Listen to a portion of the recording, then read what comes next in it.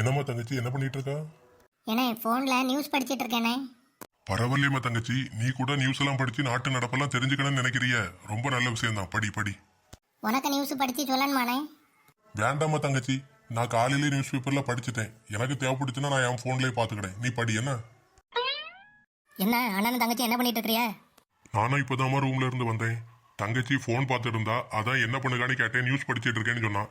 சரி சரி நல்லா படின்னு சொன்னேன், அவ்வளவுதான். அப்படியா? பரவாயில்லையே. அந்த காலத்துல எல்லாம் நியூஸ் பேப்பர் கிடைக்கதே கஷ்டம். இந்த காலத்துல எல்லா நியூஸையும் நீங்க போன்லயே பாத்துக்கிட்டீங்க. சரி சரி, அப்படி என்னதான் நியூஸ் போட்டிருக்கான்? அம்மைக்கும் கொஞ்சம் படிச்சு சொல்லுமோளே. இந்த படிச்சு சொல்லேம்மா. பைக் மீது கார் மோதி விபத்து. காவல் நிலையத்தில் காதல் ஜோடி தஞ்சம். ஜப்பானில் சக்தி வாய்ந்த நிலநடுக்கம். ரிக்டர் அளவுகோலில் 7.2 பதிவு. சேதங்கள் குறித்து இன்னும் அறிவிப்பு வெளியாகவில்லை. என்னமா நியூஸ் இது? ஒரு நல்ல நியூஸா படிக்கப்படாதா? ஏமா போட்டிருக்க நியூஸ் தானமா நான் படிக்க முடியும்.